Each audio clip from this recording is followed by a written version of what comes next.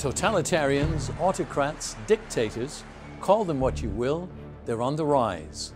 In country after country, the trend is towards strongmen and even military-style government. This shift is happening in many democracies, particularly among the millennial generation who express misgivings about liberal democracy's effectiveness. Men such as Lenin, Stalin, Mussolini, Hitler, and Mao could one day reappear, but in a different form. The personality cult, centered on the leader, is another aspect common to the dictators. In the Soviet Union, Lenin and Stalin were presented like saints in Russian iconic art, even Christ-like, complete with halo. Italian schoolchildren were taught to revere Mussolini. After each day's recitation of the Roman Catholic Creed, they were to repeat their "I believe in Mussolini." He could do no wrong and never be questioned. He allowed the myth that he was God's gift to Italy. Hitler, too, was viewed as a divine blessing, the savior leader the German nation awaited. Followers lauded his mystical insight, compared him to Christ, and were overcome by a kind of religious conversion. An image of Stalin as a demigod is created, and a new communist culture comes into being. Artists and artisans find communist fame and fortune glorifying Stalin.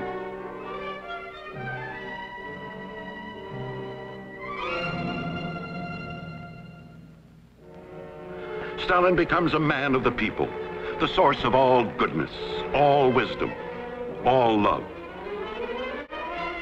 Stalin is pictured as the guardian of the hearth and home, a hero for children to worship. He is very much aware of one of communism's primary objectives, to capture the minds and hearts of the young. He gives great attention to the Komsomol, the Young Communist League, whose aim is to link every step in the training and education of the youth toward victory in the class struggle, a world under communism. Family ties are discouraged. The state is supreme.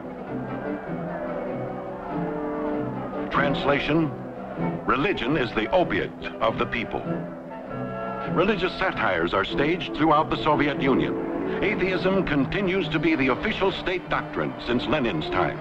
Communism instructs, never forget the clergy are the greatest enemies of the Soviet state. Indoctrinators are guided by Lenin's instruction. Children must be taught to hate their parents if these are not communists. Students preparing to teach find that 40% of their coursework is made up of subjects promoting communist doctrine. I'm a pretty communist. Do they intend that to be a compliment or an insult? I'm not entirely sure. The image of Adolf Hitler, the Führer, leader of the Nazi Party, casts a long shadow over the second half of the 20th century. A vision of incomprehensible evil that endures today. But behind this figure was an ordinary man, a master manipulator whose talent for public speaking and deep understanding of how to effectively use propaganda propelled him to ultimate power. In power, Hitler and the Nazi Party would build a propaganda and terror machine to persuade, coerce, and ultimately mobilize the population of Germany, defining the Nazi state through the notion of strength through unity. One people, one Reich, one Führer.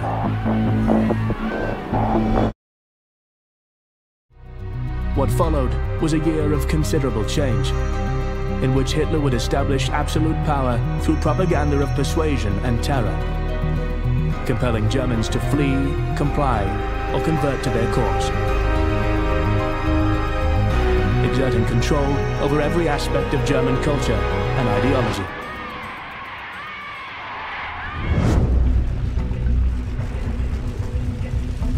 On the night of the 27th of February 1933, Hitler would be given his first major propaganda opportunity as Chancellor. When a fire broke out in the Reichstag, Germany's parliament building, a young communist was arrested at the scene. The fire fed neatly into Hitler's narrative of anarchy, his promise to restore order, and the communist as enemy saboteur. Hitler capitalized on this by issuing a decree on the protection of the people and the state, suspending the right to assembly, freedom of speech, and freedom of the press. It gave his regime the power to suppress publications and arrest political opponents without specific charges. Less than a month after the fire, Hitler stood under the looming presence of the swastika and presented his Enabling Act to Parliament. The bill would allow the Nazi Party to bypass the usual parliamentary due process, the country's constitution and the president, to pass their own unilateral laws. Hitler had finally gained legislative control of Germany, aided by the Nazi Party's intimidation tactics. The first thing every totalitarian regime does, along with confiscation and mutilation of reality, is confiscation of history and confiscation of culture. I think they all happen almost simultaneously. They surely happened in my experience when I was living in Iran. And so, 1939 began with Time magazine naming Hitler 1938's Man of the Year. His influence on world events considered more significant, more comprehensive than any other figure.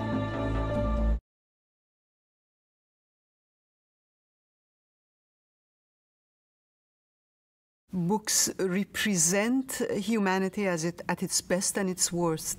To burn books is simply a fundamental repression of ideas. I mean, what can a book do, and why is it so dangerous that it needs to be physically annihilated?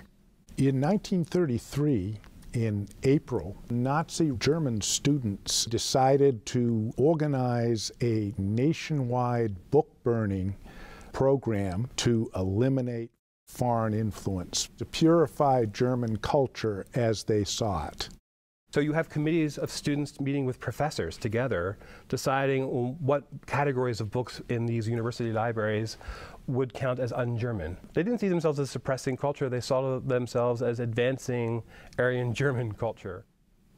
A grand total of the number of volumes, perhaps best estimates, would be between 80 or 90,000 volumes. For weeks afterwards, books were confiscated from libraries, from bookshops, and from private collection. Really, all literature is dangerous to a regime that fears the free flow of ideas, because the literature in its most fundamental way is meant to forge connections among human beings. Because you don't know where it takes you. Knowledge is always unpredictable. There is always a risk. It is like Alice jumping down that hole, running after that white rabbit, not knowing where she goes. And for tyrants, control is the main thing. They don't like this unpredictability.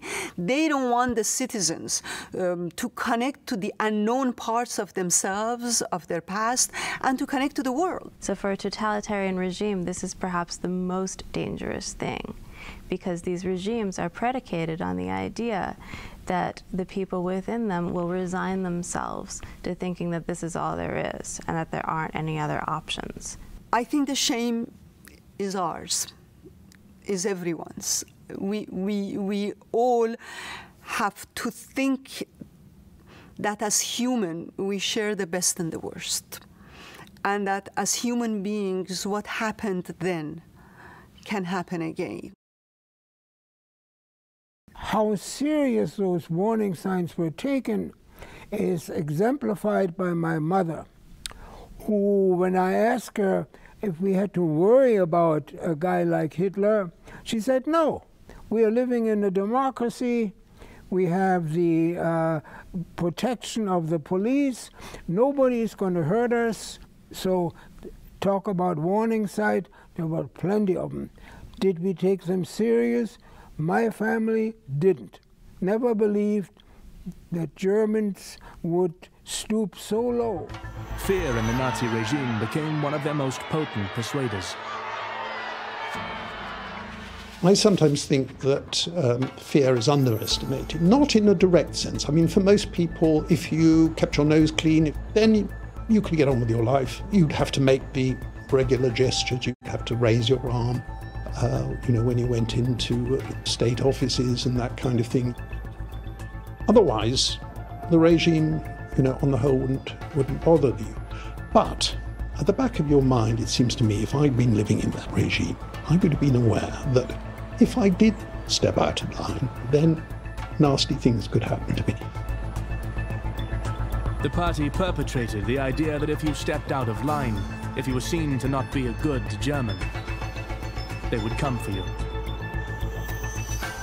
And come they did.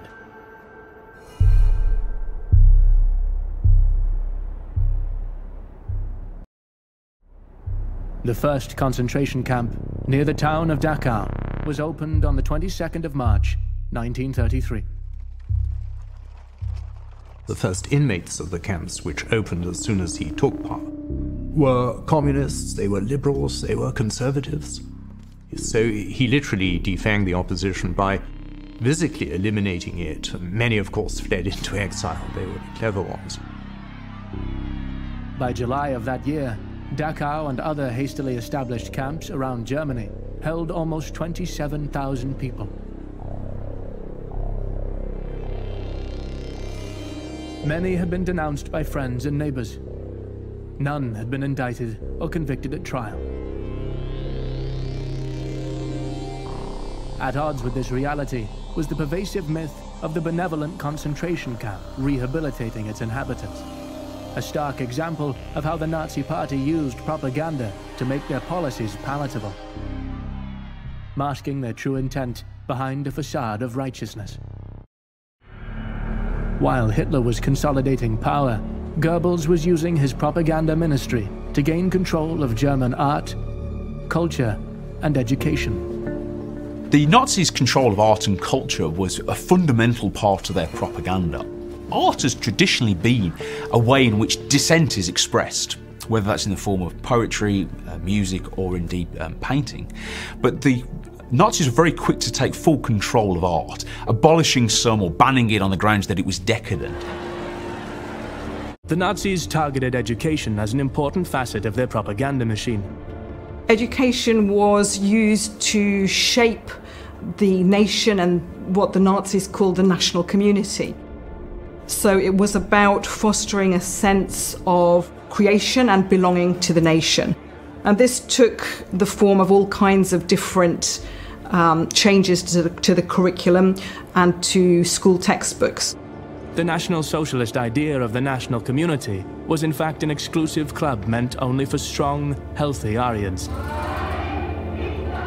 Educational content produced by the Nazis provided a framework for justifying this. Textbooks began to incorporate anti-Semitism disguised as objective biological or anthropological fact. One of them was called the poisonous mushroom. And again, it was just about really trying to show a whole gamut of allegations. So the Jew as a communist, the Jew as a financier. Classrooms became an important frontier for perpetuating Nazi ideology, disguised as education. The way that German was taught was also important too, so that there was a focus in education, in German lessons, not just on the language, but on the literature as well, and on folk tales and German myths and legends, as well as on components of the blood and soil ideology that meant that people were bound up to the nation and to the land. Meanwhile, in the Soviet Union, youth were flocking to Joseph Stalin as they did in Germany to Hitler. By 1929, Stalin had consolidated his power in part by bringing thousands of new people to serve in the post-Lenin government at the local, regional, and national level. But the Soviets had big problems, beginning with food scarcity, even though it contained huge amounts of fertile land. Stalin put the blame on kulaks, or well-to-do peasants, which was an extension of Lenin's demonization of kulaks. Belligerent Stalin addresses a closed party session in October 1925. He declares war on Russia's farmers. It is foolish to think The civil war has ended. It has not, Stalin proclaims. We must create another revolution, a revolution from above.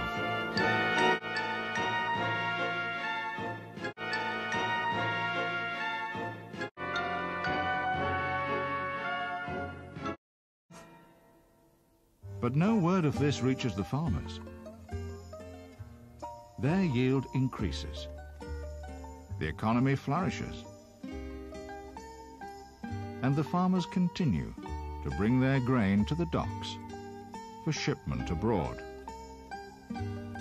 Grain, as the Soviet Union's principal export, is also its chief source of hard currency.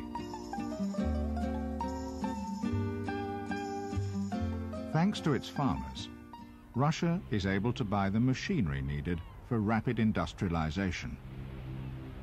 And for the first time in living memory, enjoys a respectable economy.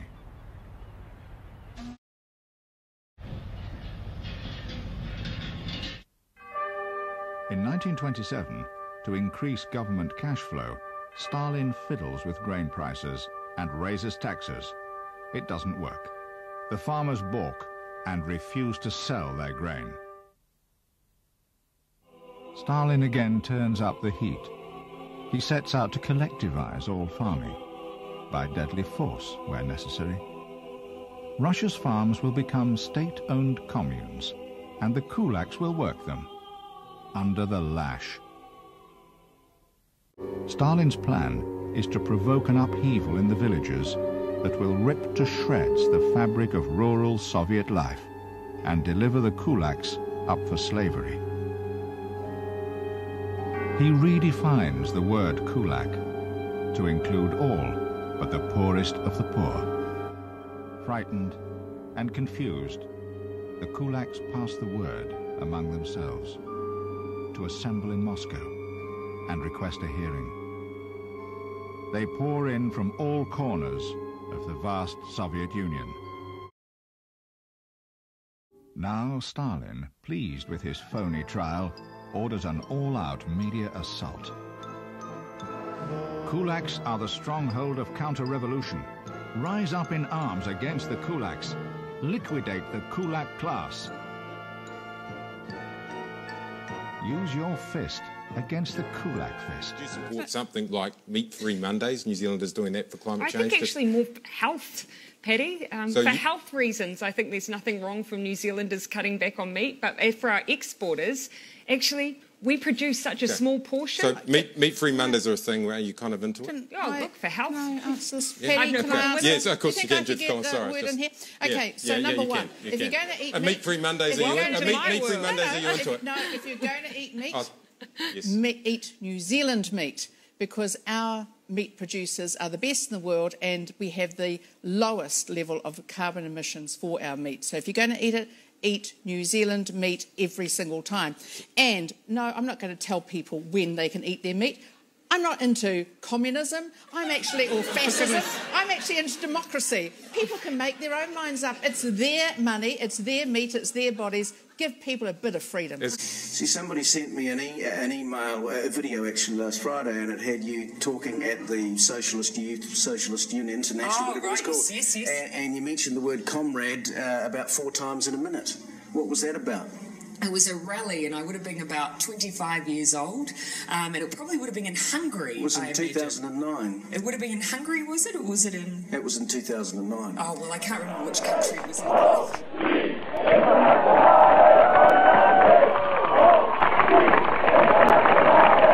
Comrades, the second thing, comrades, and our LGBT comrades.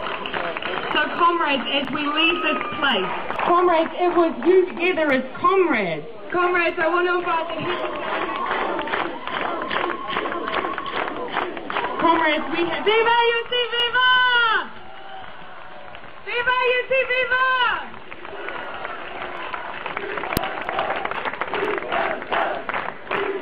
Which country it was in? Do you think you've changed since those days? No, not particularly. No.